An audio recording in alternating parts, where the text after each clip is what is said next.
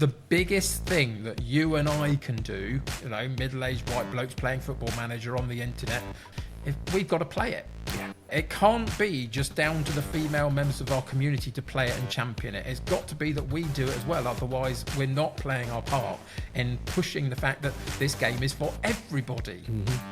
Ultimately, people love to complain, but also, unfortunately, social media gives you a platform to speak from a hidden identity. The biggest thing that I have been part of is FMT Pod. It far exceeds anything that I've done for myself as an individual. I just like big meaty men. I mean, that's just a statement that is going to go all over the internet, I'm sure, and I understand that this is what happens on a podcast, but I just quite like big meaty men.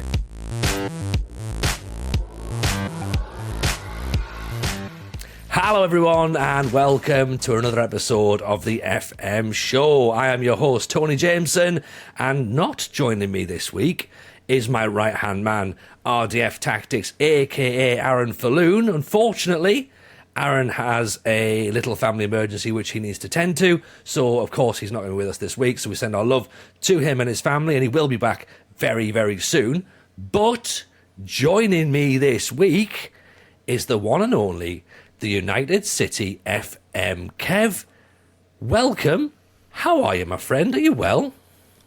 This is so confusing. I thought I resigned the position on a podcast, so I'm not quite sure what I'm doing here this evening. But it's complicated, Tony. Would you like a chat about how I'm doing for the next hour or so? Because I think we can fill it. But to be honest, in broad strokes, I'm doing fine. It's really lovely to see you. You and I don't get a chance to chat much. This is going to be a lovely one. But yeah, great to be here. But boy, am I complicated.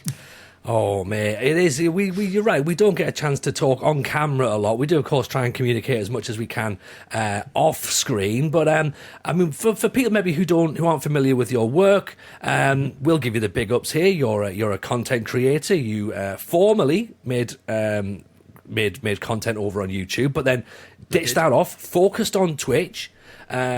Streaming some really interesting saves, which of course we'll talk about because you are a man who likes something a little bit different, and you've already touched upon it, former host of my old haunt, the FMT Football Manager Therapy podcast. So where do you want to start? Oh, I have no idea, to be honest. Shall we just call it quits and go to get an early night? I don't know. We could do, but I'm not doing that. I've got my time with you. I'm gonna pin you down, right? So let's start Pick first of all. We'll go for it. Let's start first of all. Then we'll talk Football Manager at the start, right? Because that's of course why we're here. We'll talk about the United City FM, Kev, as the Twitch streamer who is currently enjoying a comeback and a very interesting save. So let's talk about this. What's the save? What's the thinking behind it? And what led you to that premise? So this one is called Rolling in the Aisles. It's something that I did years ago on my YouTube channel when first starting out. And it's actually the point where you and I have had this conversation a little bit before, where Loki Doki interacted with my YouTube channel. And it was during this save on the YouTubes that he did that, so it was quite a big moment for me. But Rolling in the Isles is basically a British Isles journey save. So I've got England, Wales, Scotland, Northern Ireland and the Republic of Ireland all open to me. I start with no coaching badges, Sunday League experience, and I work my way around the British Isles, moving whenever I want to. There's no structure that says I have to win all of the different leagues or anything like that. But ultimately I get to move around, improve my manager, and the save will end if I make it to one Champions League final, win or lose it. Oh, that's the basic premise of the save. I like that because so breaking that down. So obviously there's things that are quite similar to stuff that a lot of us have done in the past. It could be a non-league to legend. It could be a road to glory. It could almost be a British Steel challenge in a sense. But I like the idea that you're taking away the element of I have to do, I have to win, which of course what the British Steel is all about is you have to win. Yeah, I saw you doing it and thought, no, I don't want to do that. Thanks very much. Yeah, I probably should have remembered the whole have to win thing, shouldn't I? Because I was having a great time, but my trophy cabinet was sitting quite bare going, Tony. And I'm like, nope, I'm having a lovely time, thank you. Oh, dear. But you've also given it you've also given a journey person career a natural end point. And that's a bit that I don't think many people fully work out when they do a journey person. They go, what's the end? But you've given it one. Yeah, I don't often. I always try and find an end point to my saves because I think it just keeps you focused. It keeps you moving in a direction. It means that at any point you can ask the question, is this going to get me where I want to go, or do I need to change something about it or move something within the save? I prefer a journey save purely because I'm fearful of starting a one club save and getting sacked within the first season and not being able to continue it. So it's what I prefer to do. I prefer the opportunity to say, right, we've taken this club from here to here, but I don't think they're going to get me where I want to go. So now what do we do? What are the other options? Where can I go and improve? And currently, as we speak, I'm on club number 5 in my save. So it has been a bit of a journey around some of the British Isles. Not all of it. We haven't made it all of it, but quite a lot of it. But yeah, I just love having a goal and an end point that you can tell everybody when they come in, this is what we're aiming for and heading towards. And I think it can be quite useful as a tool to keep everybody focused on where you're going. But yeah, and the rest of it, as you say, it could be all sorts of things. There is an attempt to win stuff along the way, but it's not absolutely essential to the save. It's just about progression. So there is a certain amount of glory hunter in there. There is a certain amount of journeyman moving around the place, but there is that end point. But as with all FM saves, the key part is the story and the journey, isn't it, really? Like, absolutely. That's what we're here for. And especially when we're doing it on Twitch, or we're talking about it on a podcast, or we're making a YouTube video about it, or we're writing a blog, it's about that journey. It's about that story. It's about the experiences that you come across with these clubs that maybe you've never managed before, maybe you've never even heard of before. And you either fall in love with the clubs or you have this irrational hatred of them because of the fact that they've wronged you. And then you start to fall in love with these new gens that are just random names generated. And oh my word, but we love them like our own, don't we? We absolutely do. And some real players as well that you just don't know until you get into this. My big one this time round has literally been a big one. He's 6'5", he's a beast. Is a young Brazilian target forward called Thierry Henry. Real player. Starts at 16 years old, roughly, I think it is, in the Brazilian league when you first start out. And sometimes he develops and sometimes he doesn't and all that kind of stuff. I happened to find him when he was reasonable, about the age of 18, and I bought him to Stoke City in League One. And he helped me get up to the Premier League. Back-to-back promotions, along with some other very good players. I was very fortunate at that point. But he's moved with me to a couple of different clubs now along the way, is now like 29 years old, is now my second choice target forward, not the first choice anymore. But he's one of those that have journeyed with me and has connected me to something, which is really fantastic. And then there's a bunch of new gens as well. And my community tend to rename new gens. It's a channel points thing that we do. So there's always a few interesting names around there that kind of get batted about. But yeah, Thierry Henry, if nobody is... if somebody out there hasn't seen him before, real player, 16 years old at the start of the game, Brazilian target forward, go and check him out. You might find something that is possible to develop. Yeah, and you know what? If he's half as good as the lad that he's named after, then he should turn out pretty fine, shouldn't he? It might be that he was about half as good as that, possibly. I don't know how you judge these things, but he was still very decent for me, absolutely. Certainly in a couple of the slightly lesser leagues that I had him in, but yeah, very good. Okay, so let's go at the start then. So where did this start? Where was your first club? You've said obviously you started unemployed with no badges, no experience. That's how I like to do it as well, Kev. Sure. That's me. I for some reason I'm a sadist who likes to sit in job interviews and like at the start of a stream going, hey, should we sit and be unemployed for a little bit and then go out for job interviews and then so where did you start then? What was the first club you picked up? when you load up FM for the first time, there is usually in any given area that you try and load the game into, like so for example the British Isles, there's usually 3 or 4 clubs that are free for you to apply for because they don't currently have a manager as the game starts, etc. And there were, but none of them really kind of captured my imagination a little bit, really. So I applied for a couple of bits and didn't really follow through. I think I got offered a job in one of them, but decided it just wasn't quite right. So I waited and moved into the first season. In about October time, there was a team down in Tier 6 of the English system. It wasn't where I actually intended to start. I intended to start in one of the other countries, if I'm honest, but... it was just the right point, the right time within waiting for a team to come up. And Hampton and Richmond in the Vanarama National League South. Not a club I'm connected to in any way, not a club I know anything about, particularly other than the fact that they're in Tier 6 of the English system playing in the Vanarama National South. And they sacked their manager because they got off to a slightly dodgy start. And so I thought, well, there's a...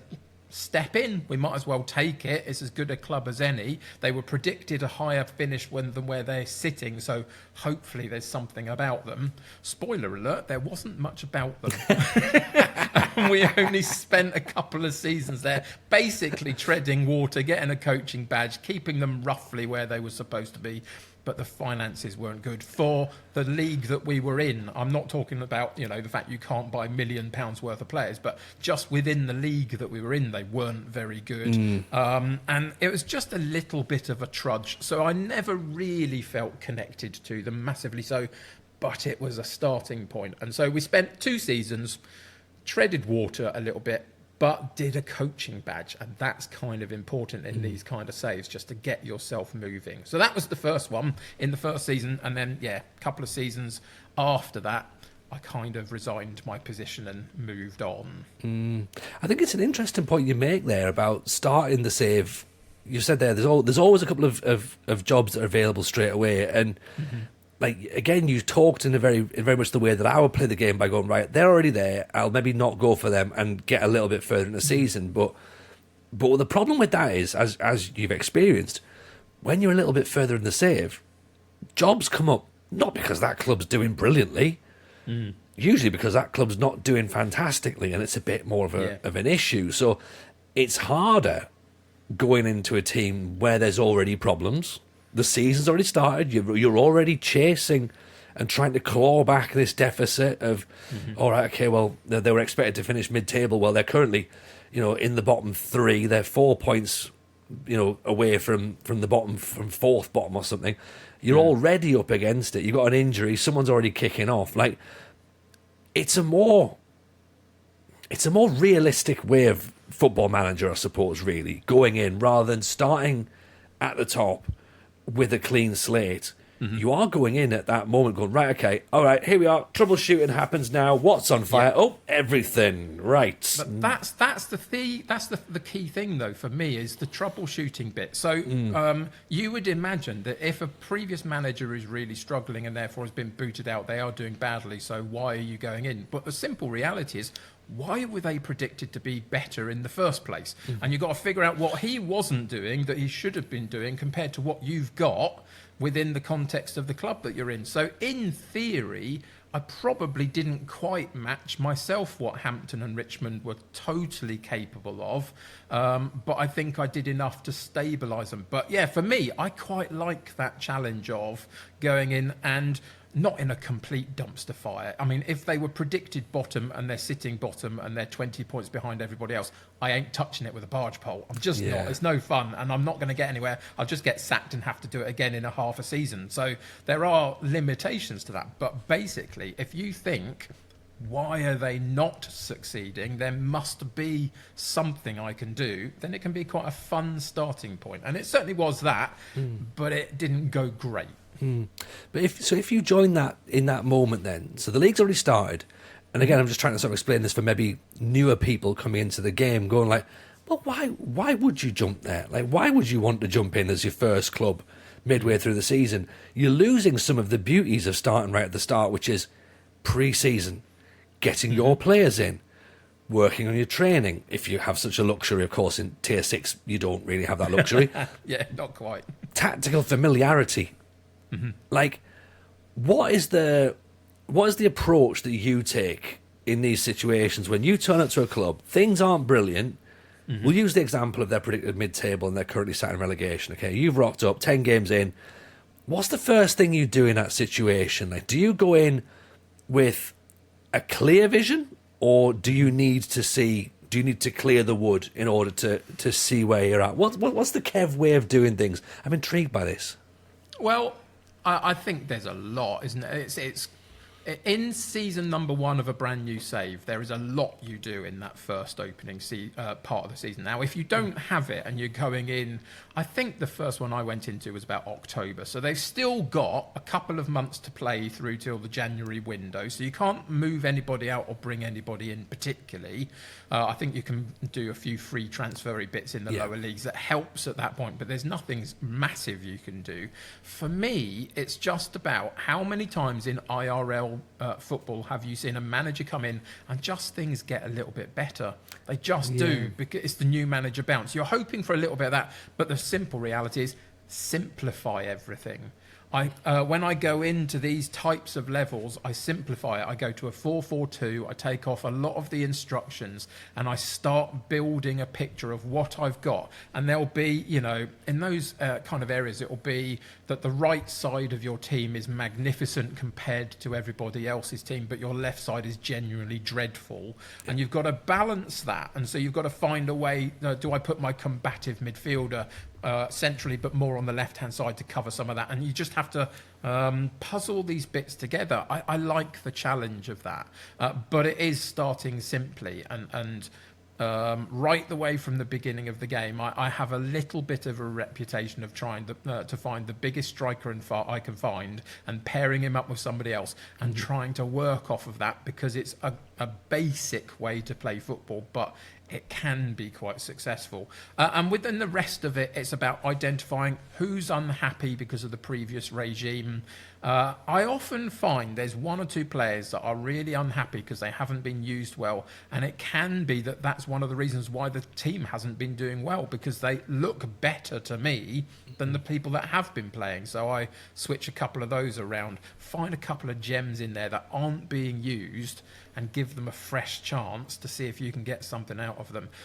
The training regimes at that level are not particularly spectacular. A semi-pro club, or if not an amateur club, and so you've got minimal time with them. So I don't really focus on those, if I'm totally honest. It's purely about tactical approach, trying to motivate, trying to get off to a clean slate a little bit with the players. And it's really important to try and find a win quite early on, just to build some form of morale and momentum and confidence in your team. And the minute you can do that, you can then stabilise a little bit. So there's no magic answers. It's nothing out there in terms of me being some genius of some sort. I just do basic stuff and keep it simple. I mean, you're right. It's no magic secret solution that everyone goes, oh my God, this is like, we've never heard this information. But it is so easy and so tempting to join a new club and instantly think, right, well, they're going to play my high-intensity, pressing football where we're going to be playing short, tiki-taka, intricate passes, little diamonds, little triangles. We're going to force players, the opposition, into making mistakes. Then we're going to pounce and we're going to, work the ball at the box, and it's going to look stunning. And you forget that you're in Tier 6, where at that level it's just about, as you say, staying compact, don't concede at that level. Don't concede. If you get a bit of space, usually in the wings, bit of pace. Pace is king in those levels. Get a goal scorer. That's your thing. Get a goal scorer and get a bit of pace, and just keep it tight, keep it simple, and then when you're bedded into the club, start bringing your players in, start adding your philosophy in there, and go, right, okay, that's what I misjudged you. You're actually a bit better on the ball than I thought you were. Right. You can take a couple of risky passes if you want. You can try and speed things up a little bit, or I want you to slow it down, put your foot on the ball, see what's around. Yeah, I mean, I'm quite fortunate in the sense that some people will go into one of these kind of tier 6 clubs and do exactly that. Try and play their tiki-taka, high intensity, let's outplay everybody and stuff. And the players just kick it out half the time or kick it to the opposition the other half because they just haven't got the quality to do it. I'm quite fortunate that I'm now 5 clubs in, sitting in the Premier League. We'll talk about my journey and who I'm now with a bit later. But I'm still playing with a target forward. In a rough 4-4-2, but the difference now is it's slightly asymmetric, it's slightly overloaded, it's slightly more player instruction led rather than team instruction led, so it becomes more complicated and more complicated to basically fulfill it. But it's a similar type of system of still working to what I like in football. And I grew up watching a 4-4-2 with people crossing the ball into boxes and all those kinds of bits and pieces is what I like of football in a lot of ways. So I'm quite fortunate because I'm not ever attempting to go to the gegenpressy or tiki-taka controlled possession type stuff because I don't do that in the Premier League even. I'm still in my 4-4-2. It's just a bit more complicated. Yeah, and I will say as well at this point, shout out by the way to Trequinho, I believe he now currently was, who was potentially screaming at this podcast going, you can play tiki-taka football in tier 6, and I made a video about it, and we will put the link to that, and Trek's blueprint video, which is a wonderful piece of content, by the way. So the link will go up wherever it goes in the video and in the description if you do want to try and do the more artistic brand of football in the lower leagues. It's about understanding where your team is in the pecking order a little bit, isn't it? Because there are a couple of key players that you need to buy in even at that level or loan in or get on a free or whatever that are just slightly better than a few other teams have got in those sorts of roles. And then, yes, you can do these things. Absolutely. It's just not my preferred way. No, nothing against it. No, no. I've never been able to get a back three to work. I don't know why. It works for about 4 matches and then it falls apart. There are things that I just don't really go to anymore. I have my way of doing it and it's that. But yeah, of course, you can make anything work, but you have to know who you've got and how it's going to work for you. Yeah. So what's the Kev DNA then? Because you talk about a specific brand of football that you like to play, and I think every manager who listens to this, of course I'm calling everyone managers at this point because we've earned the respect. We deserve the respect, right? Yeah, absolutely. Like, what's you say your brand of football is 4-4-2, get the ball out wide, whip it in, big striker. Do you have any specific DNA for your players? Like, for example, if I'm to say TJ Ball is characterised by, and my players have to have this. They have to have this.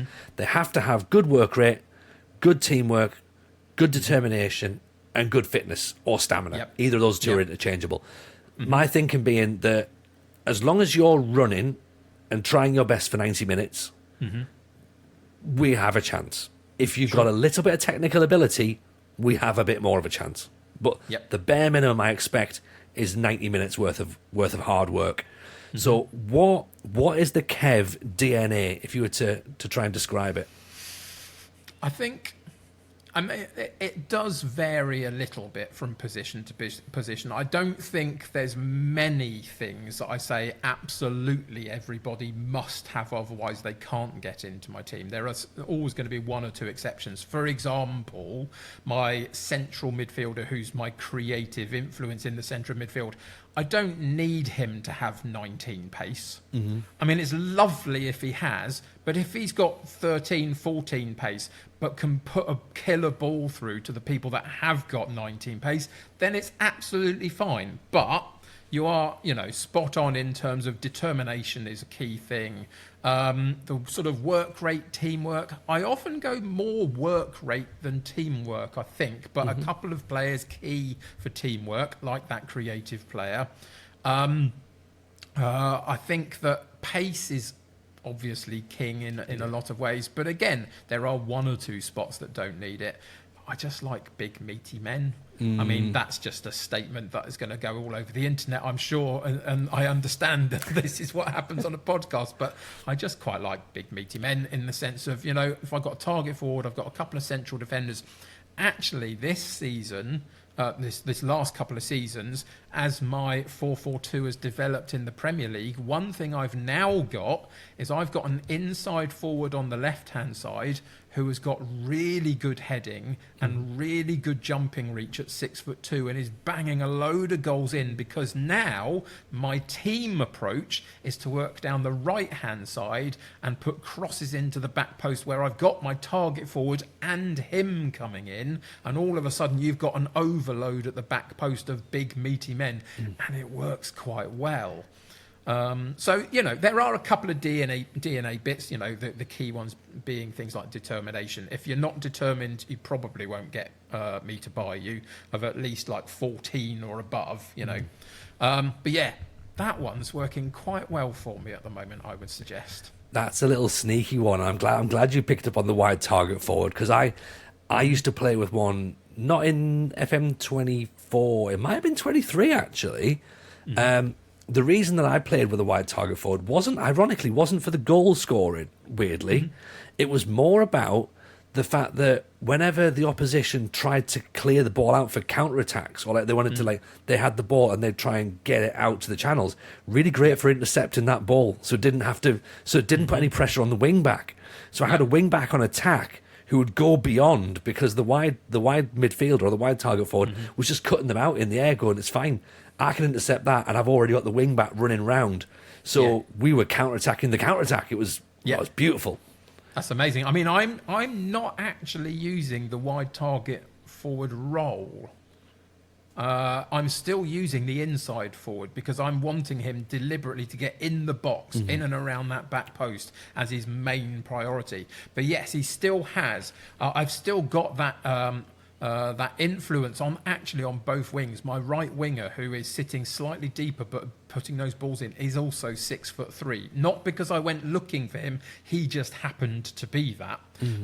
But you've now got a left-sided winger, you've got a right-sided winger, you've got a target forward, all 6'3" and above, and your goalkeeper can do what he likes. Yeah. He can just clear the ball in any direction, and there's usually someone. Now, I mean, this is FM, so at least 60% of the time it goes to the one little guy you've got somewhere just for the sake of it, which is infuriating. But in theory, he can kind of do what he likes. I don't go direct or long ball particularly. It's still fairly controlled in its build-up, but the goalkeeper still has the ability occasionally just to find a clearance to one of the wide men or whatever, because they've got the height to deal with it. It's quite cool. I've just I've got those two central defenders that have got to be a certain height. I've got all of those strikery types as well, and it's going great. Really, really loving it. Is there any particular roles that you're massively tied to, or any roles that have surprised you a little bit, and you were maybe, I used to always use this, but hey, I changed it, and my word, what I've been missing out. I don't know whether it has been that so much this time round. I mean, to be honest, I'm kind of tied to the target forward, but central defensive midfield has been an interesting one. For a while, even in my two-man midfield, I was playing a withdrawn DM type player rather than a central midfield player on a DM role, as it were. So I was playing an anchor for a while. I haven't used the halfback too much, because I feel like it leaves my one other central midfielder too isolated in there. So I played an anchor a little bit. I played a ball winner, but I feel like the ball winner goes chasing too much at times, so I don't always do that. But this coming season, I am intending to play two central midfielders rather than a defensive midfielder in there, and just move them up a little bit and change the shape slightly. So there might be a slight difference in that role. But anchor, I've found, has been the best use for me personally, because it just holds the ground and doesn't do anything silly and doesn't vacate the spot. So I think that's probably one of them. I've also had this thing about finding the balance on the left and right fullbacks or wing backs, or whatever it is you use and however you use them. Up until this point, what I tend to do is, if my right winger is slightly supporting and whipping those balls in, I put a slightly more attacking fullback in behind him. And on the left-hand side, if there is an attacking player on the wing position, I tend to have a support player on that side, so they don't all go all at the same time. But I'm shifting it up slightly. My 4-4-2 is becoming more and more asymmetric, and I do like an asymmetric formation if I can find one that works. And so this coming season, we are playing a right fullback, but we are actually playing a left wing back. So we've got a 3-person defensive line in theory. We've then got a wing back who's getting further up the pitch because the inside forward is moving inside and letting him on the outside.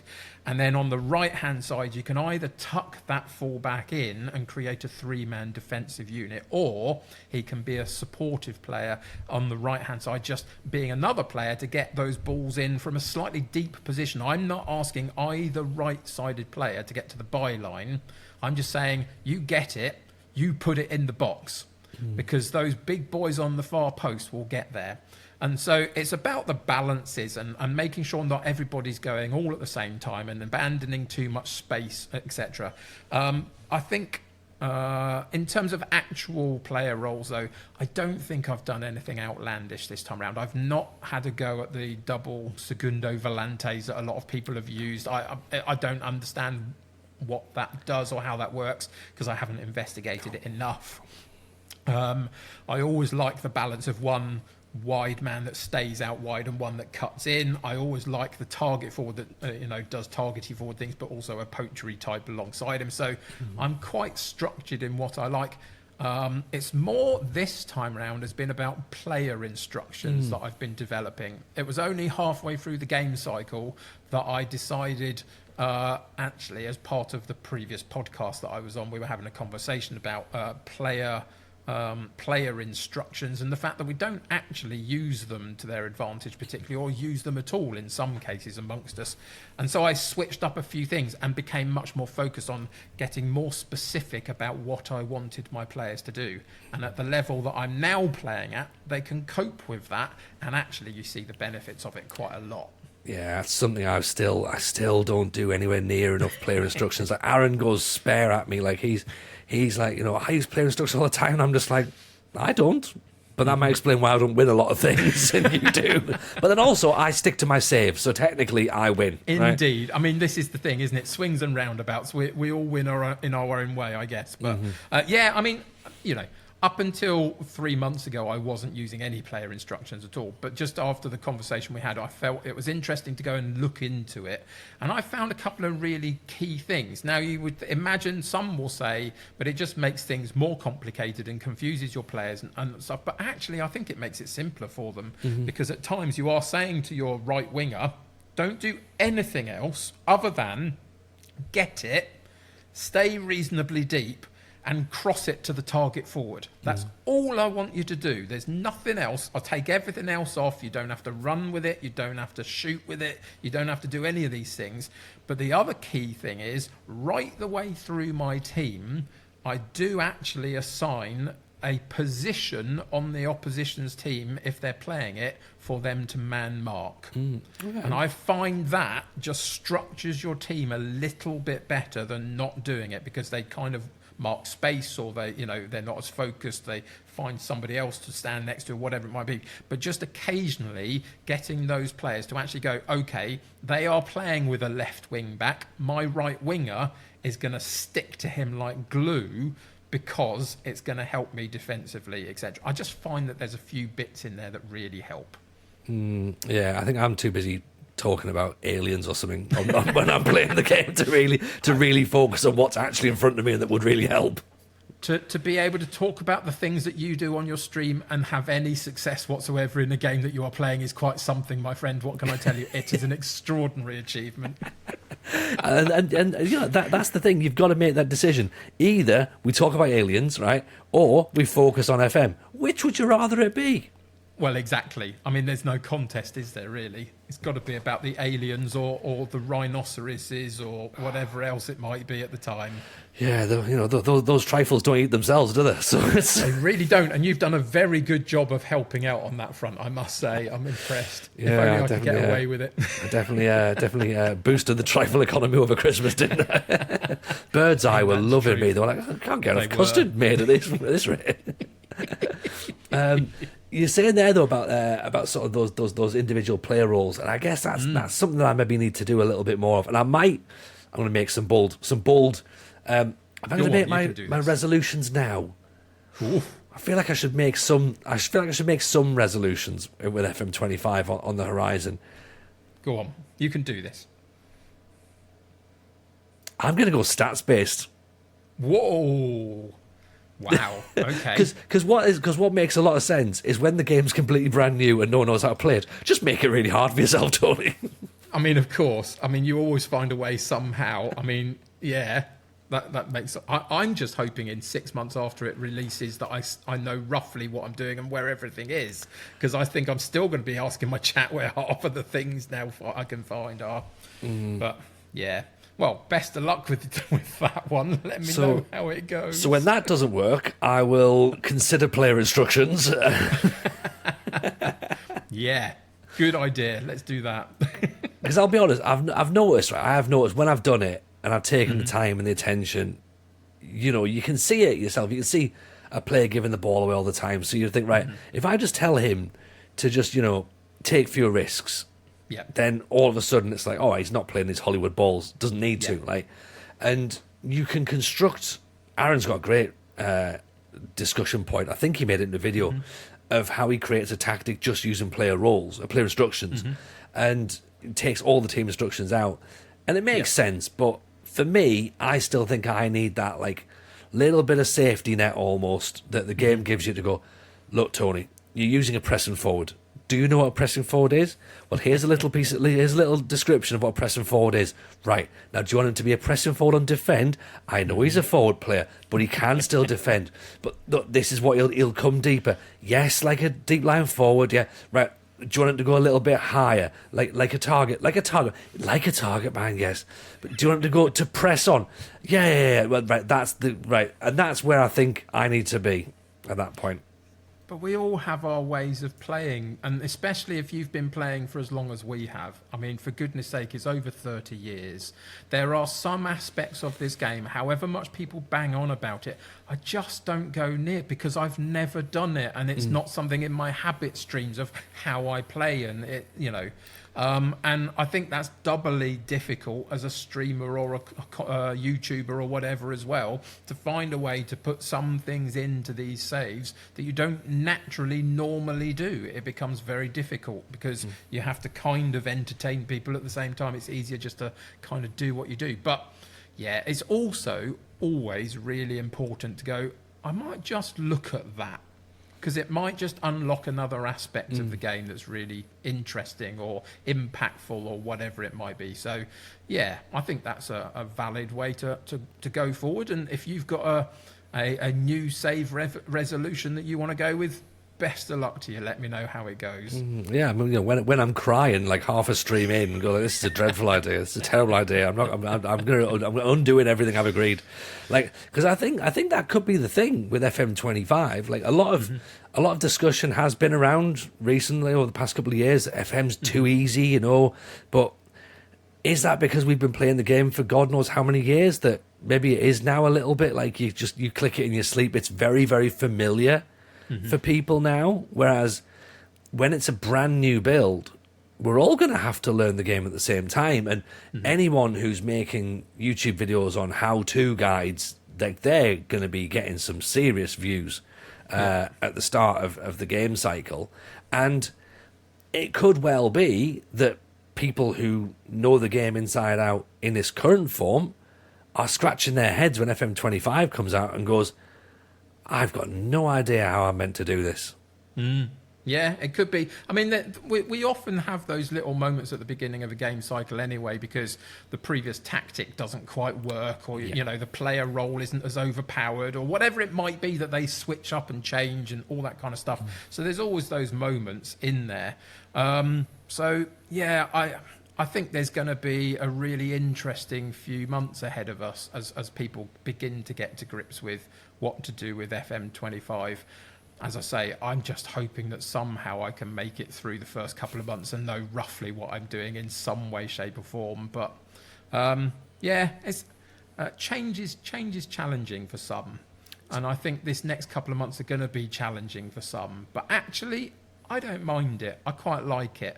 I've always had the sort of the mindset with new stuff that I was never the person that they were asking for an opinion anyway. So whatever they decide to do is absolutely fine, and I will just find my way through it in whatever way that looks like. But whether that resonates with anybody or not, it's just how I am somehow. I respect that. I really like it because I think I'm a little bit the same. I think that I'll work it out. Like I'm never the one that's on this podcast going, I'm so good at the game, you have to listen to me. That's why Arron's on the show. Like he's like, I'm just the guy who hosts the show. Arron's the one who tells you how to do stuff. I can say, hey, you're not going to believe this. I managed to get a 4-3-3 to work, and everyone goes, yeah, we've all been able to do that. Like from day one, Tony. Come on, this is not. Yeah, I don't know. I think that it's the other reason why I love journey saves as well, is because every team that you go into has a slightly different makeup about them, and you do have to tweak a few bits and pieces. You can't just plug and play the exact same thing because you just don't have the players. I mean, we talked about the fact that I started at Hampton Richmond. I went to Colwyn Bay next over in Wales, and they dropped down a division while I was at Hampton and Richmond, which is why I got in there, and we got them back up. But we didn't play exactly the same way, but we played a similar sort of setup. I then found Stoke City in League One, but they just dropped down there, still having a lot of championship players that they were predicted like 11th place the previous season and got relegated. So I kept half of them, sold half of them, built myself a team in my own image with Thierry Henry in it, and got up to the Premier League with them. And then moved on to Celtic, and again you don't have the same players, but you have a different challenge because you've got that one-on-one with Rangers that you've got to be a part of.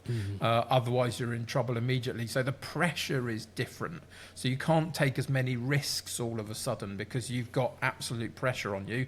And now for the first time ever actually on a stream, I'm actually managing my own team in terms of Manchester United. I've been a United fan for a long time. I haven't done much with them as a content creator, and I'm now with them trying to get to this Champions League final. Of course, the competition around them is incredibly fierce. And again, it brings differences, but it also brings more intelligent footballers that you can change. And it's always a change. It's always growing and shaping. So the fact that 25's coming and will look different and feel different and be different in a lot of ways doesn't really worry me. But I just hope that I can, that it sort of resonates with me somehow, because 24 has. 23, not so much. I know that you were a reasonable fan of it. I wasn't so much, but 24 has. And if 25 does but looks amazing whilst doing it, I will happily take it. Yeah, I understand why people didn't like 23. I understand it. What I liked about 23 was I felt you had to work at it. And 23 rewarded you. Once you understood what you needed to do, 23 rewarded you in a way that previous FMs probably haven't. Like, once you knew exactly how to manage a match, manage that momentum, because it was wild. Some games were wild. Sometimes the positions were slightly out of sync. So if you understood how the balance of the game worked, it was incredibly rewarding. 24, I feel, is a really nice balance of what FM23 probably should have been, really. And I think 25, well, who knows? Who knows what 25 is going to be? The question I was going to ask you, though, was about managing the club that you support. Now, you're saying Celtic brings a pressure where you've got, the old firm with Rangers. I find there's a bigger pressure managing the club you support, because you know how that club is, you know what that club's capable of, and there's just that feeling inside going, oh, if I can win with this club, but also I don't want this club to sack me. No, I really don't. But there is, this is a really interesting conversation, and we will sort of slightly transition into real football during it as well, a little bit. So The story that I always tell is that I was 7 years old and I was watching the FA Cup final at the age of 7 whilst not having a clue who I was supposed to support. And Man United played Brighton. And so my friend and myself and my friend Ben, at 7 years old, thought, well, we'll just support whoever wins the FA Cup final because I'm 7 and it's what happened. And in the replay, Man United won it. I've been a Man U fan ever since then. That was under Ron Atkinson. That was before Fergie took over. And boy, was the Fergie stuff fun. But since then, it's been awful for 15 years. It's just been absolutely dreadful to watch this club that everybody in the country hates, other than the United fans, rightly so, because we won a load of stuff and it was painful for a lot of people, I get it. But everybody's taking great delight over the fact that it's gone really badly. But we've been badly owned. And today in the press or over the social medias, there's been the Bordeaux stuff going on. And it can happen to anybody. And I absolutely loathe with a passion the tribalism of football.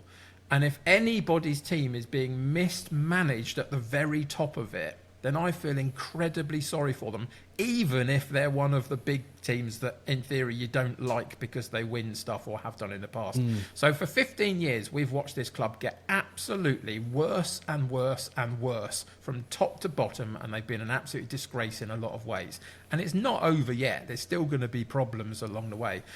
But you just have this moment of FM is a escape from real stuff at times. And I want to be the person that wins stuff with them, just because it hasn't happened properly for a while. And just the opportunity to go in there and create them into my own image and maybe bring the 4-4-2 back a little bit, and as it was back in my day of watching them at the peak of it. There's a draw in it. But yes, it's absolutely petrifying that they will just sack you and bin you off, and you'll have to go and manage, I don't know, Liverpool instead to achieve what you want to achieve. And if I do, then I do. You know, it's what I have to do. It's a save, it's a game, it's fine. I don't have a problem managing anybody else. But I really want it to succeed. So yes, there's a lot of pressure on that. It's gone okay. I won the league when we were predicted 7th, but it's not about winning the league. It's about getting to the Champions League final. And I made a semi-final of that and then got battered by PSG.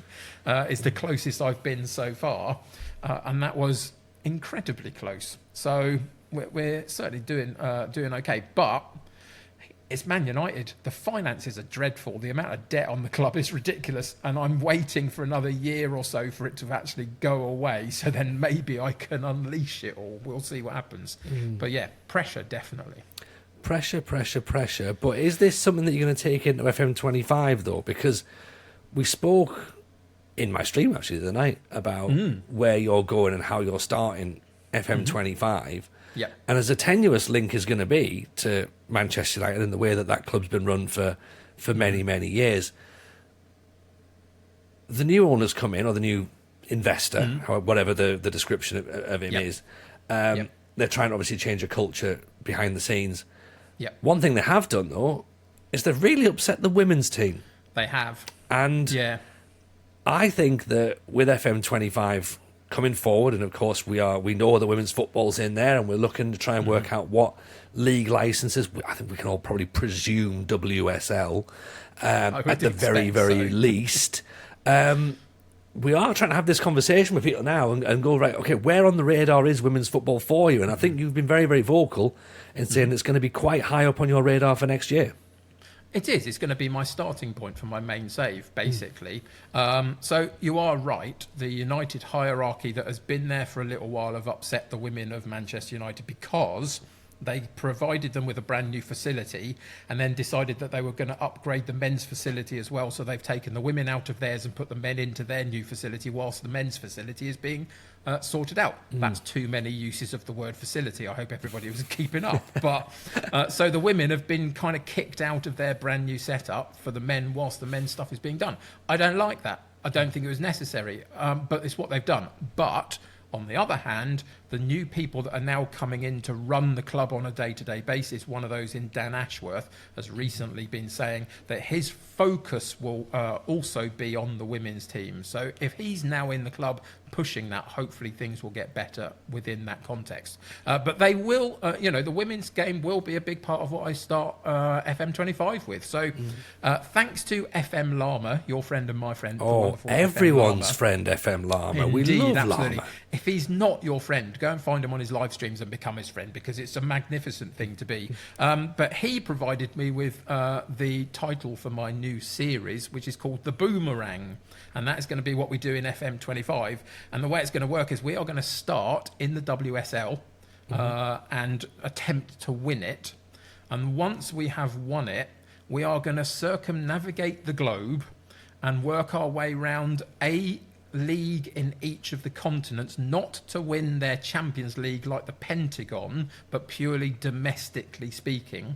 So we're going to work our way round, visit an African nation, because we haven't ever done that on my streams. We're going to probably go to MLS, just because I'm a sadist of some sort. I don't know, but we're going to, because I've never done it, we're going to visit a South American country of some sort, because I very rarely have done it.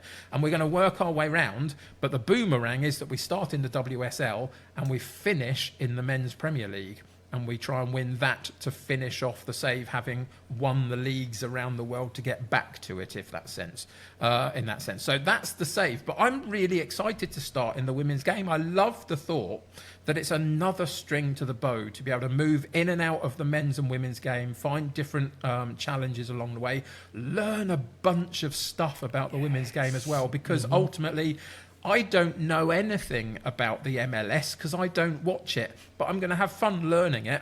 I watch a bit of the WSL because I follow the United women as much as I can, so I know a little bit, but I want to know more, and I want to find the personalities and the and the players in there that are going to be really successful for me, and create those moments like Thierry Henry has this time round of being someone to connect to. So I'm really encouraged that it's coming. Obviously, we all think that potentially it should have been in a couple of years ago, but for various reasons it wasn't able to be. But it's here, or we're on the verge of it, and I'm really excited by that, because it's just another part of storytelling and another string to the bow. So yeah, it's going to be a very, very key point of the starting point. And depending on what other women's licenses are put in, we may visit one of those as one of those countries along the way as well. I don't know how it's going to work, and I don't know what opportunities we're going to have, but I'm open to all of it, and it's very exciting. Yeah, that's literally answered the question that was just popping into my head there, going like, when you go around the world, would you be tempted to do that, to jump into another women's league? If, for example, say, I'm just trying to think of like the most popular women's leagues, America, I guess, is obviously quite a key one, France, Germany, because of course we don't know how many women's leagues there are going to be in the game in terms of when the game starts. So, I mean, that would be cool. If you know what, if there's a way to do a women's Pentagon, that would be a really cool angle for a save, I think. It will be, and I think it will come. I don't necessarily think it will be a possibility in the first iteration of the new version of the game, because I think they're doing a lot, and I think getting all those licenses together might be a slight issue and all that kind of stuff. And I've always maintained that if 24, for anybody out there, was your favourite version of FM for the last 10 years, 25 won't necessarily be your favourite version of FM of the next 10 years. It's a starting point to get to that. And so if in 3 seasons from now the women's game has gone from strength to strength, and the players of FM have been using it and interacting with it, and we get more and more licenses, that day will come where we can do the women's Pentagon or whatever it might be, and find those pockets of women's leagues all the way around the world to interact with. It might not be there day one, but it will come if we make it happen by playing it, and being a part of that. And I'm more than happy to play my part in that, absolutely. Yeah, it's that field of dreams mentality, isn't it? If you build it, they will come. And yeah. I think, we do hear, and it's sad to hear, we do hear the whole, why are they putting it in? We don't need it. Like, it should be opt-out. No, it shouldn't, because you don't opt out of it in real life. Like, and I responded to someone a while back saying, my computer's too slow to have it running in the background. So my response was, well, do you want us to take out reserve football and under 18s then? Because you can't manage them, and that's running in the background. So let's just get rid of that, shall we? And he's like, oh, no, that's where my Wonder Kids come from. Like, Yep. You can't have it both ways. Come on.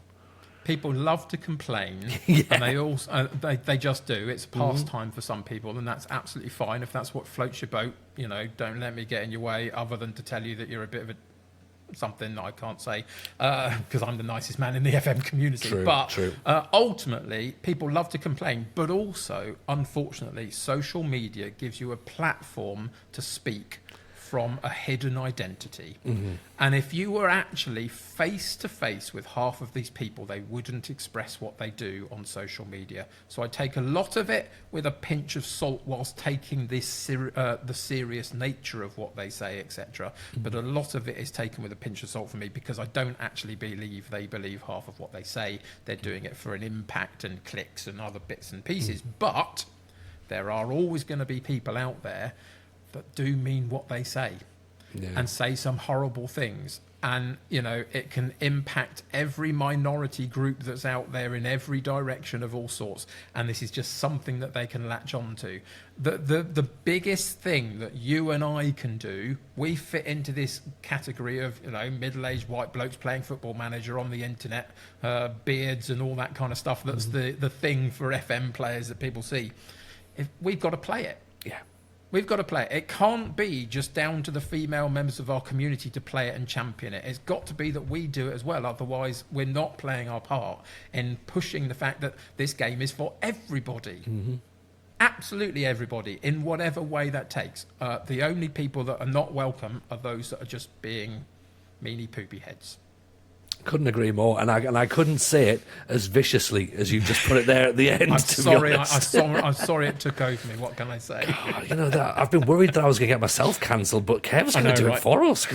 Arron's the most dangerous man in the internet comes on, but no, you're right, and I'm really excited to see new gamers coming in, because we know that there's people who only watch the WSL and women's football. We know that there's people who don't feel as though they're represented in the way that the game's put up right now, because yes, you can have a female manager, but that's just a male and a female manager.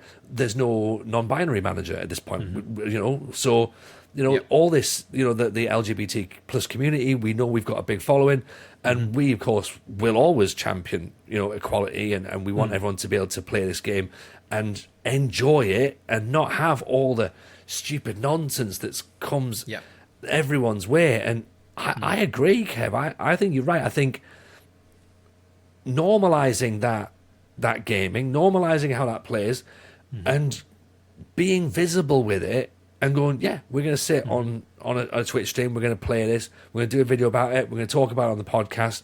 And if you get the idiots coming in going, why are you doing that? Go, because we want to. And if you don't want to watch it, piss off and go and watch something else. You're not welcome around here. Simple as. I will respond to them in the way that I respond to everybody. I will be Mr. Nice Guy, and my mods will ban them. Yeah. And then it will be done, and we don't have to think about it anymore, and we move on. Anybody that comes in and spews a load of rubbish, that's what happens to them, and it will be no different to this mob if they decide to show up, and it's fine. We'll deal with it and move on and enjoy what we do, ultimately, and hope that it's enough to encourage a minority group into the game that we love, because ultimately if they get into it, they'll love it too, because it's fantastic. Exactly, and it's the next generation of people who are going to keep buying the game. So from a business perspective, I know Miles says from a business decision it's a terrible decision for him in terms of it's not going to make him money, but it is. It's the long term, isn't it? It's the long term plan. You get more people in, and more people are going to be part of it. So it's 100%. It's the representation of real football. That's what Football Manager always prides itself on being: is a representation, a simulation of real football. Therefore, women's football is now a massive part of real football. Ergo, it needs to be in the game, and I can't wait.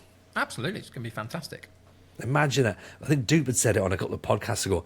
Imagine when you get the first female Wonder Kid in FM, and you track their career in real life, and they become something, and you have that moment going, I remember her from Football Manager. Like, we've had Mark Kerr, we've had Niall Lamptey, we've had, Kim Kallstrom, we've had Tommy Svindal Larsen. Imagine in Oh, 5 Tommy years' time Spindle or 10 years' Larson. time when we've got the female equivalents in Football Manager. That's going to be Yeah. beautiful. It is, but it is going to take a bit of time. You know, some of those names that you reeled off were from games long, long ago, and the only reason that you and I are able to, you know, talk about Tommy Svindal, Larson, and the likes is because we've been playing it for that long and inventing stories for ourselves along the way and connecting to these players and getting them to be a heroic player within our setup or a complete nightmare of a player in our setup or what it might be. And we're going to have to go through a little bit of that process to find these female players. But they're there and the stories are there and we will find them. It's just going to take a moment, I think. It will do. It will do. And I do like the fact that you're using that as a starting point for your save. I also like as well. It's a little homage to your and forgive me if I've got the title wrong, but the coming home or the homeward bound, the homeward bound yes. journey, which is your FM23 save, which again. A nice little unique twist on a journey person career. Do you want to talk us through that a little bit?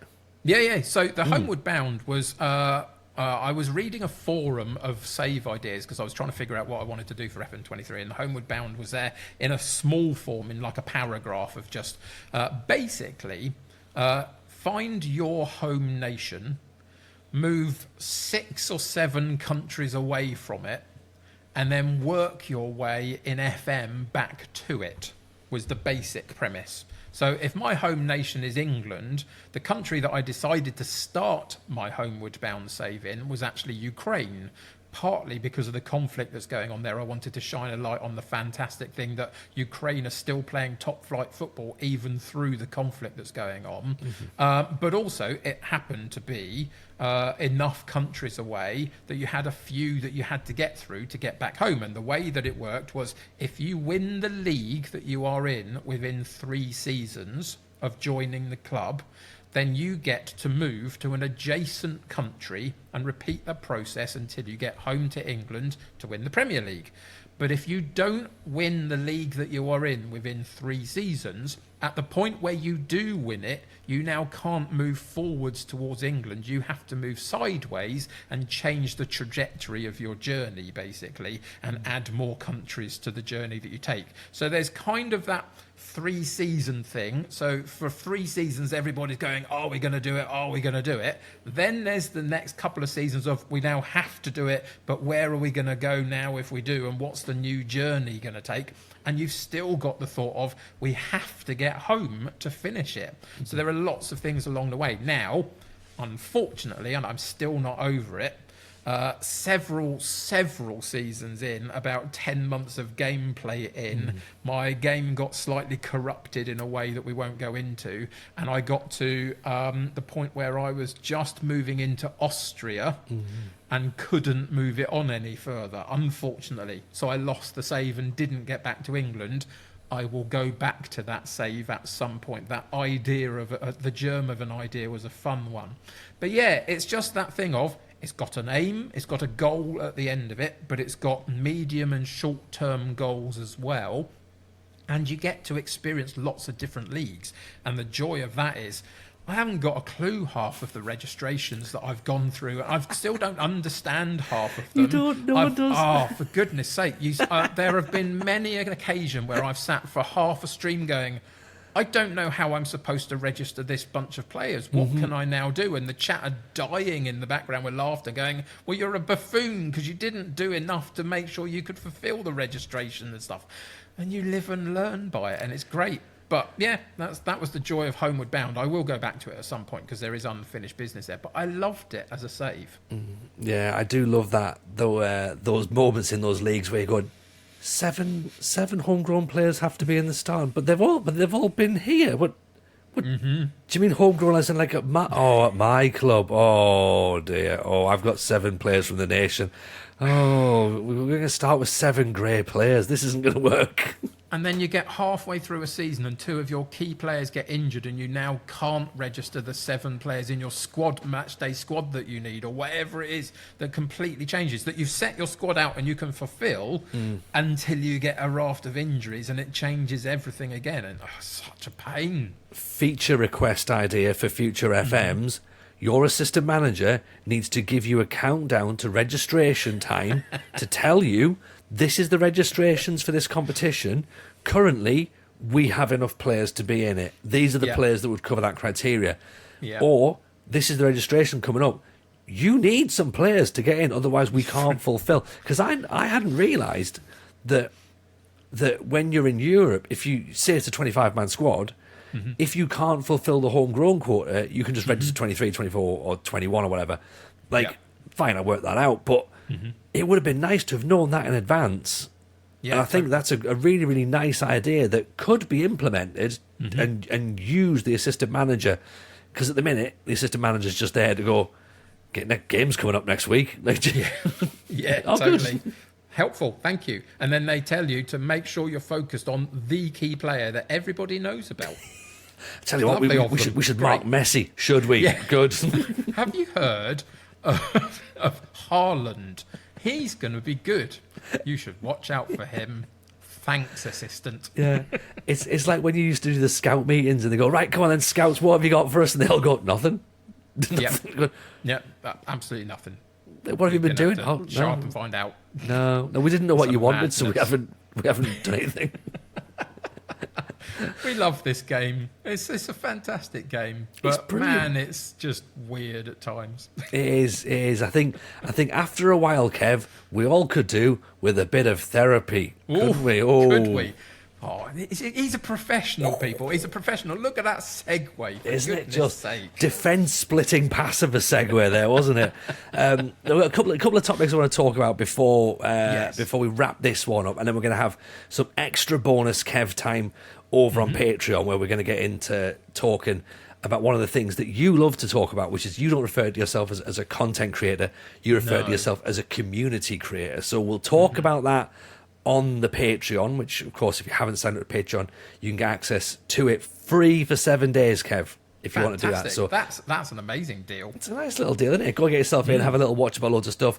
There's a Q&A with Zealand in there. There's some watch-alongs for Shaolin Soccer with myself and FM Girl. We watch Goal 3 with Second Yellow Card. The link's in the description to check that out. But Football Manager Therapy, we'll talk about that now. Obviously, we've mentioned at the start that you're now a former host of FMT. Yes. So I suppose if we go back to the start, being asked to be part of that show with of course our good friend Rich, Jebaru, and then Callum came in as well. How did you feel? What was that conversation like when Rich was talking to you about coming to do the show? It feels like a lifetime ago somehow. And it came about because somebody abandoned him and he felt, absolutely devastated and needed a friend, basically. Rich. I got a promotion. you did, and it was an amazing thing. But as you discovered that your situation was now new and amazing and a fantastic opportunity, so did I, because I'd been listening to Football Manager Therapy primarily through the you and Rich times. I caught a few bits of Matt before he moved on, but that's just when I found it. And so I'd been listening for a while, loved the podcast, and I'd never really considered it as a venue, as a venture for myself, if I'm totally honest. But then I don't think of much of these things. You and I were involved in the FM playoffs for a long time, and I never looked in thinking I must get involved in those sorts of things. I was asked to do it in various forms and sort of fell into it a little bit and had the best time doing it. And it was a little bit like that with the podcast, in the sense of I wasn't thinking, oh, Tony's going, there might be an opportunity, how can I get in on this? Because actually, I got told that you were going before most people knew that you were going. So, and approached by Rich to say, well, would you like to be part of it? And I thought about it for a couple of days, if I'm honest. I didn't just go, yes, that's amazing. Because I genuinely, and it feels weird a year and a couple of years later, whatever, year and a half later, I genuinely felt, have I got a voice that people would want to listen to? Not a literal voice. I mean, an actual thing to say. Yeah. And, all that, would I be of use to them? Am I going to give them what they want to gain, etc.? So I really thought about it for a couple of days, but just thought, well, it's another experience. It's a new thing, and it's going to be working with people that I like and I want to get to know better and all that kind of stuff. So in the end, obviously, I said yes to it. That first episode was so weird. I've been back and watched it occasionally a little bit since, and it's just so odd to find yourself in the position of now being on a show you used to listen to in one form or another, and have to be something that people will now want to listen to themselves. And it took a moment to figure it out and to find the voice and find what I could bring and other bits and pieces. But I really loved it. I really loved it. I've maintained for a long time that during FM 22, my biggest thing that I was part of was things like the playoffs into 23. 23 and then into 24, the biggest thing that I have been part of is FMT Pod. It far exceeds anything that I've done for myself as an individual, because it's a collective and it's with other people, and I've got friendships that will last because of it. And you know, it was an amazing thing, and I found a voice, and I was able to talk about player instructions and training, or disability issues, or mental health things for myself, or you know, whatever it might be.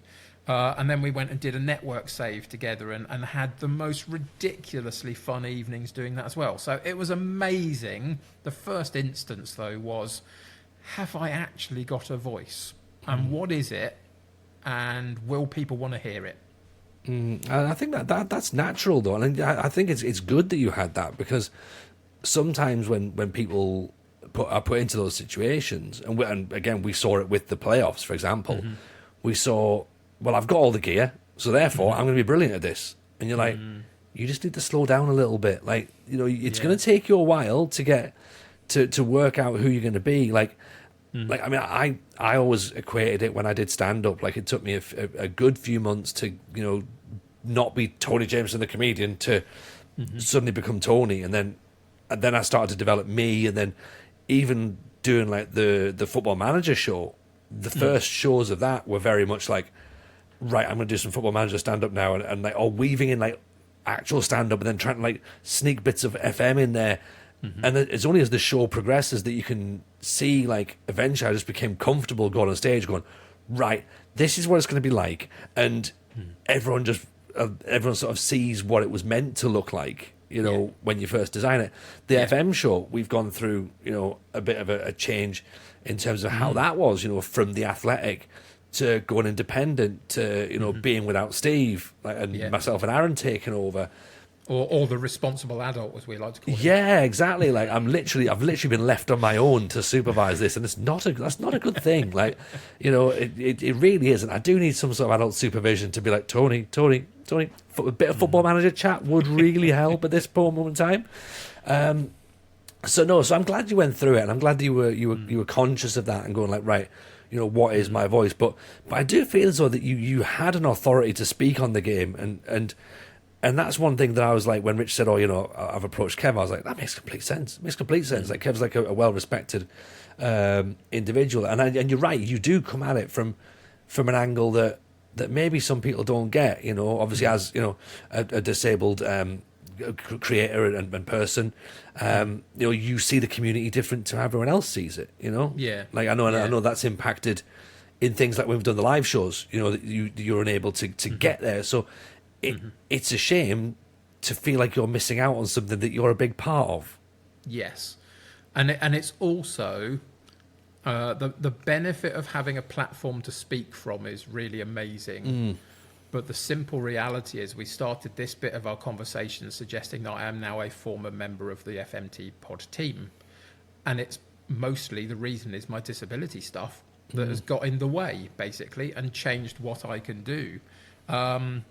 So it's like the sort of the pro and con of it all, really. It can be a real amazing thing to have a platform and to have a different expression to other people and come at it from a slightly different place and represent a minority group and all sorts of other things. But it can be really challenging with the FOMO, the fear of missing out, is really high, you know. There have been, 2 or 3 Nottingham live shows, one with FMT and a couple with the FM show, or whatever it's been at this point. as we speak on a Thursday evening, this coming Saturday, there's going to be a Slough meetup for the FMT crew. Second time. Yep, we had one last summer as well, so this time it's coming round.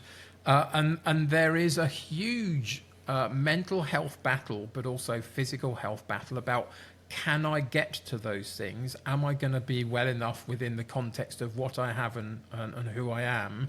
And if I can't, and I'm supposed to be a key part of what's going on, how do I process that? And some of that's really difficult. Now, I will preface everything that I will now say about FMT and what's happened as to why I've now left by saying the guys that are part of it have made it as easy for me to be part of it as they possibly can, have not asked anything of me that is beyond what I could and couldn't do and all that kind of stuff, and is actually, if I were to have talked some of this through with them, would have bent over backwards to find solutions. But I got to the point where I didn't want a solution. I wanted to step back. And it was really, really hard to do so. I mean, have you seen Rich's face when he's unhappy? I know. It's a painful experience to go through.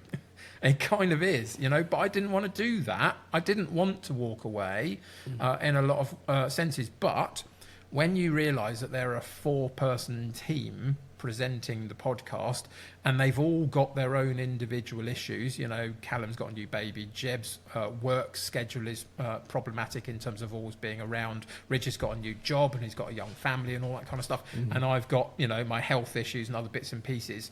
It's hard for us all to get there in the first place. But if some of them can't get there, and for want of a better term, all I've got is that I don't feel particularly well, then you kind of make yourself feel well to do it, because you're letting people down if you don't. Now, that's not what they would want, but it's what I felt at times, just because I'd made a commitment to be part of the podcast and I wanted to be part of it and I didn't want to miss out. But for the last few months of 2024, my health has declined. It goes through periods like that. You know, and there are two things at work here. One is disability health and one is just general health. And the two are connected in some ways. But my disability health has been really poor. And then over the last few weeks, I've just had other health issues that have shown up randomly that have just scuppered me even further. And I got to the point where I knew that when I first came into the content creation space as a YouTuber, it was because some of these sorts of things have happened for me before, that my health has been poor, and I was trying to find something that could just be based around me and what I could do, and wasn't reliant on other people and impactful on other people, because if I could or couldn't put a video out, it was just about me, really, and a few viewers that may or may not have wanted to watch it or whatever. But do you know what I mean? So it's why I wanted to be a content creator in the first place, was to give me project and purpose, but base it around things that I could do at the point where it was possible. Over the last few years, my health has actually been reasonably good for me. And so moving into things like the playoffs and then FMT as well was a thing that I felt able to do at the times that I was doing them. There were occasions with the playoffs that you wouldn't have known as the host of a panel that I was on, but it was quite difficult for me to get there and do it. But ultimately I did, and it was fine, and I enjoyed every second. But there were sacrifices that needed to be made for me to do that. And it was feeling a little bit more like that with FMT as well, that I was making sacrifices in and around making the recording sessions and other bits and pieces, because I felt that I needed to be who I was on the podcast. And it just got to the point where in the lead up to Slough for the last couple of months, I've sat and thought, can I actually get there? And there was chat for a little while that we might actually record a few bits and pieces collectively whilst we're there. And for the last couple of months, I've still thought, can I actually get there? And if I don't, what does that feel to me as a member of a collective that are now doing something in person together that could be quite impactful and quite big for who we are moving forward? And I don't know if I can do it. And ultimately, it became about a mental health thing and a physical health thing for myself, of saying, I feel it's the right moment for me to step back and go, okay, I came into this line of stuff because I wanted to give myself something to do within the confines of what I was capable of. I have pushed those boundaries and had an amazing experience through it. But for the next little while, if not until the point where I just don't do these things anymore, I now need to go back and fit it in with what I can do physically. And so if I can't stream, then yes, there are going to be a few viewers that are twiddling their thumbs on a Tuesday afternoon going, oh, it's a shame because that's what part of my schedule is. But primarily, it doesn't impact as many people directly as it does if I'm working as part of a team. So I didn't want to quit. I absolutely loved every second of it.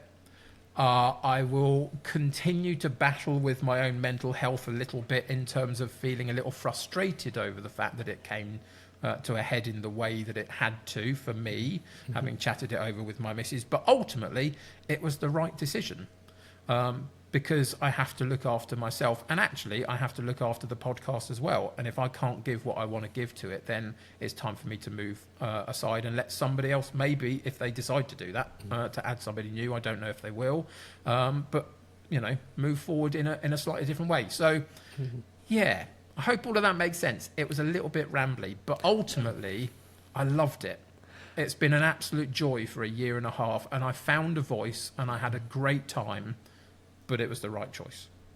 It certainly didn't come across as rambly. It certainly felt like it was coming from the heart, and I got that, and I felt the frustration that's coming from you saying that, you know, that you were feeling that you had to do all these stuff, and I didn't know the bit about the playoffs as well. We'll talk about that a little bit more, and like I get it. Like I've been in that situation as well. I'm sure many of our listeners will resonate as well. When you do feel like you owe people things, and like, well, I've agreed to do this, so therefore I'll do it. Like the example I always use now is like working from home as opposed to going into an office. Like usually, if you're feeling a bit under the weather, you'd go, I'm not driving, I'm not going to work today, I'll ring in sick. Whereas now it's like, all right, all I have to do is turn the laptop on downstairs. Fine, I'll log on. Like, and you make that, so you end up doing more than you maybe need to. Like, you know, those days of, actually, you know what, I do need to just put the brakes on a little bit,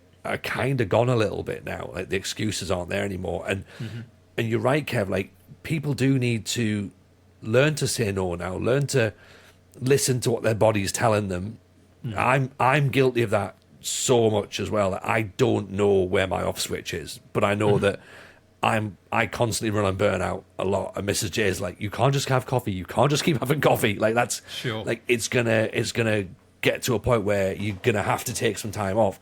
And I massively respect the fact that you were aware of that and went, you know what, this isn't just affecting me, as you say, this is going to affect other people as well, and the product they're putting out, and ultimately it affects you. Like you are the person that we need to protect in this scenario. And yeah, I mean, it's a shame, of course, that you know that you had to step away from the show, and we do, as you know, Football Manager Therapy was designed to talk about, you know, particularly men's mental health.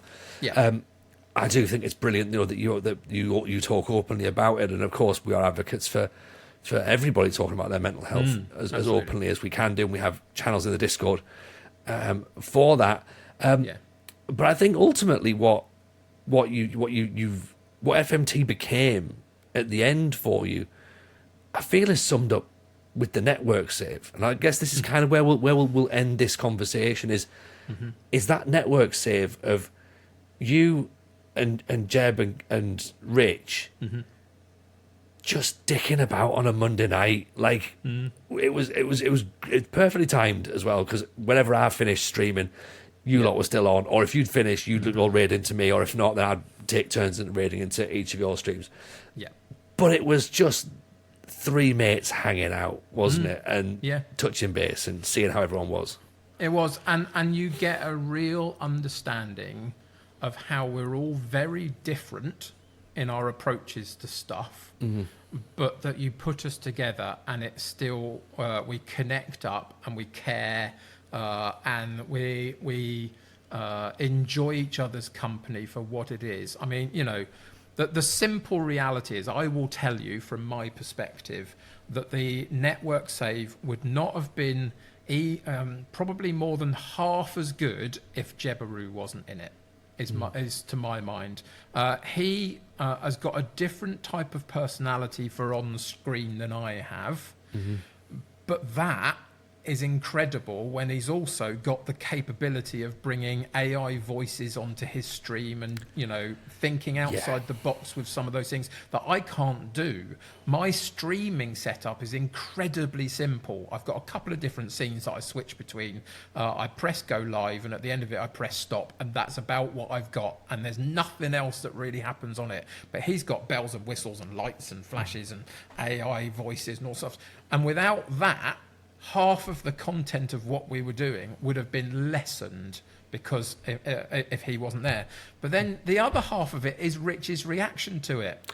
Because you get Rich, if he loses it completely through laughter or whatever, it's the most joyous thing in the world. It just is. It's and I so felt pure, like, isn't it? It's so pure. Absolutely. And I felt like you're just sitting there for an evening, enjoying each other's company, waiting for Jebaru to put something out that just catches Rich by surprise enough to send him completely loopy for a little while, which is fantastic. And round we go whilst playing the game that we love and being competitive enough with each other to want to beat each other, but it doesn't matter if you don't half the time and all that kind of stuff. And it's the best way to play Football Manager in a lot of ways. It's just with a bunch of guys that love the game as well and want to go on a journey with you. Drafting is fun, but network saves, because of the longevity of it, because the fact that we played it together for a year and a half every week for months on end, as it were, it's got a journey and a story and a connection point and, you know, lots of things within it, like, you know, goalkeepers scoring against Rich and all sorts of other bits and pieces that happen. But it wouldn't have been the same without the three personality types. And we all bring something, some more pronounced than others, but it was just the best fun and a real highlight. And yeah, again, another one of those things of, it's a shame that it's not happening, but I know that it's right. But it was brilliant. It was absolutely brilliant. And I've made friends through it that I'm never going to lose, because the guys within the context of the podcast, the best part of my podcast experience actually was the hour before we record every Sunday morning.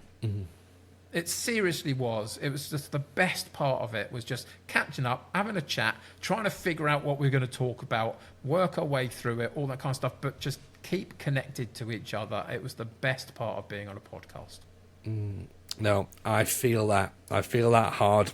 Absolutely. Yeah. It takes a lot of boxes. And I think as well, a lot of our listeners will resonate with that as well. And it's all about connection. It is, the whole thing is connection. FM connects us all in a way which I don't know.